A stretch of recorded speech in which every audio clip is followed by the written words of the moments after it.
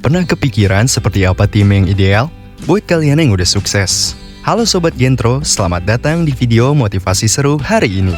Kita akan membongkar rahasia di balik cara orang kaya membangun inner circle dan jaringan mereka. Tujuan dari video ini adalah untuk membuat kalian menyadari bahwa kesuksesan adalah perjalanan panjang yang nggak bisa ditempuh sendirian. Kalian butuh membangun tim. Selamat datang di Gen Gentro, tempat para calon miliarder mendapatkan inspirasinya. Kalau kalian belum subscribe, kalian akan kelewatan banyak kesempatan seru. Kita sudah sepakat bahwa nggak ada yang bisa berhasil sepenuhnya seorang diri. Kalian butuh orang-orang yang bisa membantu kalian membangun sesuatu. Kalian butuh orang yang bisa menggerakkan kalian untuk terus bergerak maju. Makanya, topik hari ini sangat berharga. Ini dia 15 orang yang perlu ada di sekelilingmu. Kamu harus punya salah satunya supaya bisa jadi orang yang kaya raya. Nomor 1. Keluarga yang mendukung. Keluarga selalu ditempatkan di atas. Mereka menganggap keluarga sebagai sesuatu yang terpisah dari superior dari segalanya. Dan ini bukanlah hal baru. Keluarga yang kaya raya telah memprioritaskan keluarga mereka sendiri di atas segalanya selama berabad-abad lamanya. Itulah mengapa keluarga terkaya di dunia sejak 500 tahun yang lalu masih menjadi keluarga terkaya hingga saat ini. Individu-individu yang kaya membangun kekayaan mereka di sekitar keluarga mereka. Dan setiap anggota berusaha mencapai tujuan yang sama dengan cara mereka sendiri.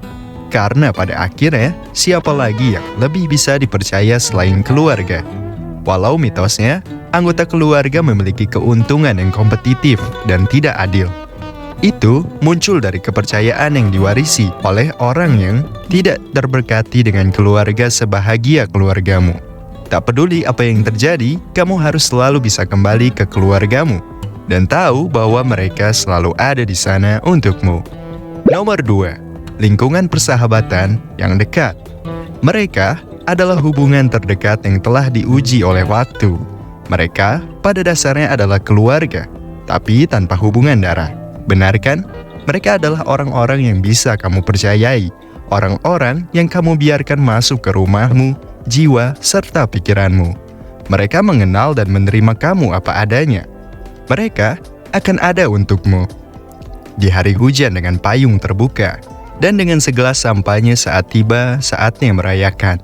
Salah satu pelajaran paling berharga yang kita pelajari dalam beberapa tahun terakhir adalah bagaimana mengukur kesuksesan. Mengukur kesuksesan dengan melihat berapa banyak orang sukses yang ada di sebelahmu.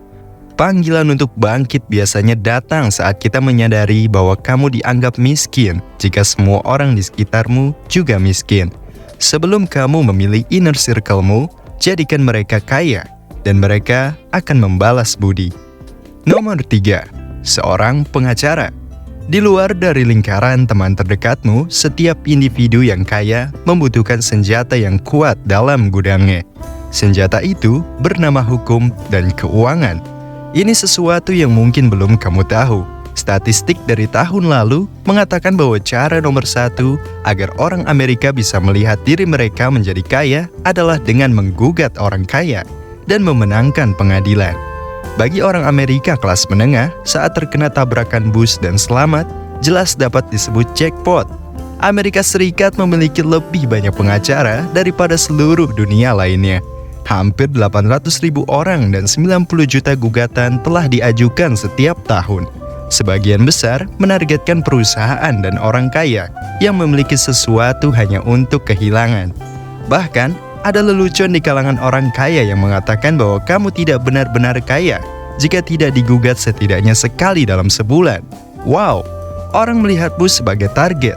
Bahkan, orang hebat seperti Will Smith rata-rata digugat sekitar 20 kali dalam setahun. Itulah sebabnya kamu butuh seorang pengacara yang handal. Mereka akan menjauhkan predator dan memastikan kamu selamat. Nomor 4. Akuntan.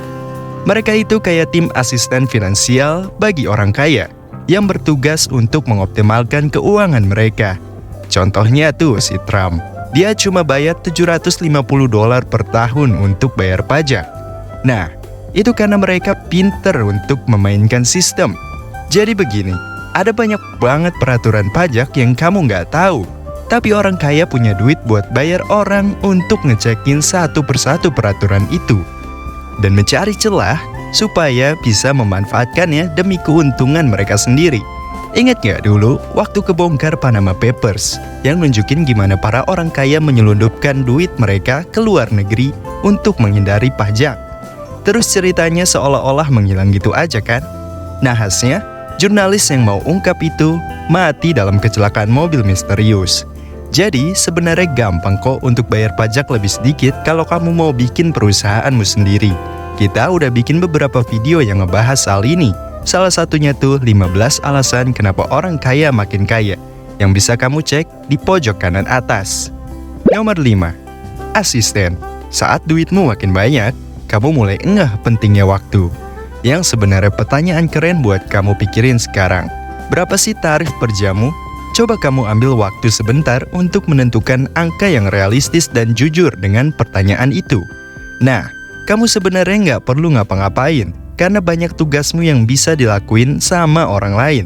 Itu worth-nya lebih kecil dari tarif per jam kamu. Misalnya, kita nggak perlu repot-repot balikin pesanan online, yang worth-nya lebih kecil dari tarif per jam kita. Mending waktu itu, kita pakai buat hal lain yang lebih berharga nilainya. Nah, asisten tuh orang yang tarif per jamnya lebih rendah daripada kamu, tapi cukup tinggi untuk dipercaya menghandle tugas berharga.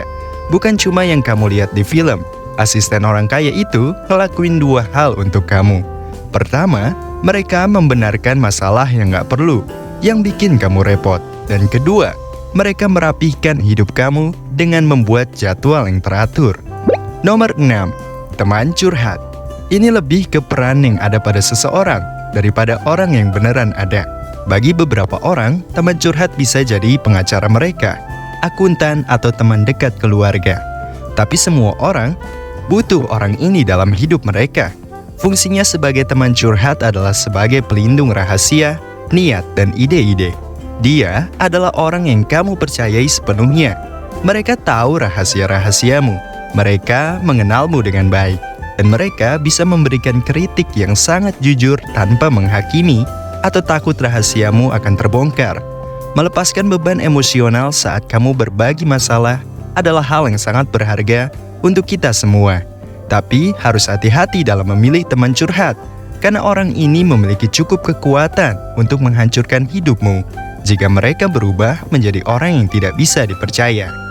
Nomor 7. Pengasuh. Poin pertama dalam daftar ini adalah untuk yang sudah berkeluarga. Anak-anak adalah bagian penting yang harus diurus oleh keluarga. Dan seperti yang diketahui setiap orang tua, mengurus anak itu memakan banyak waktu.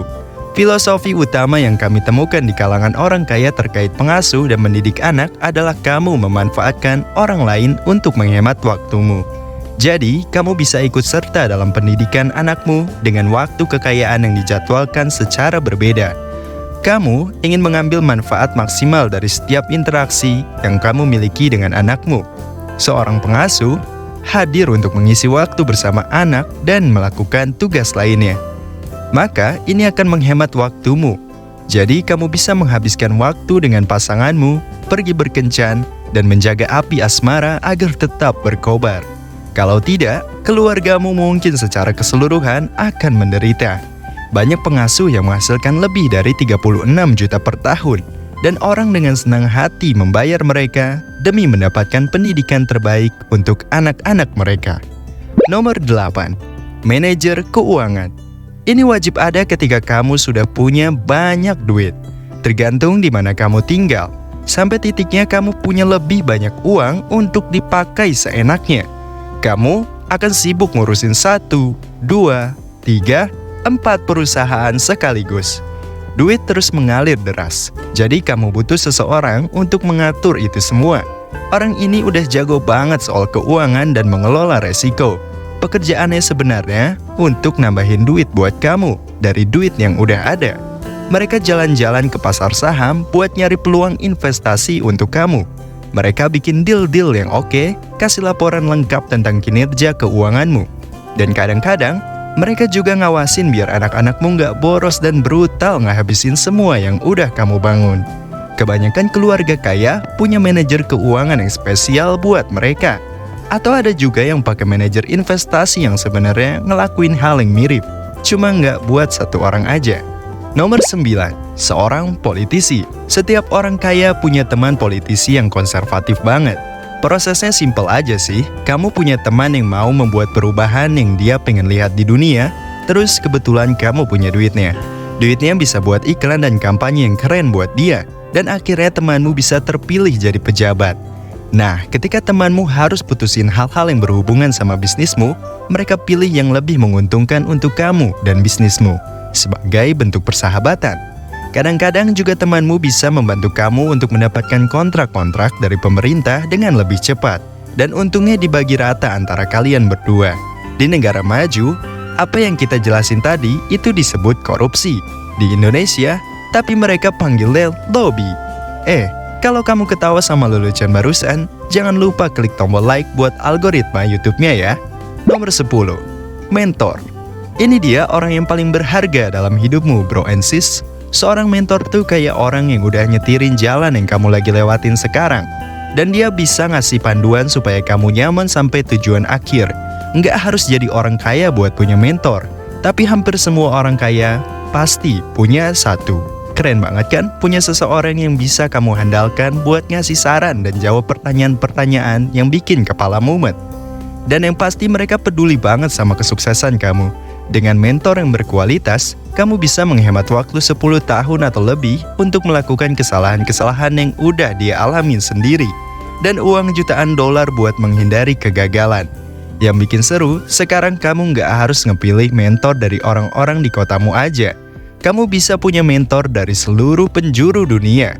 Nomor 11, bankir pribadi.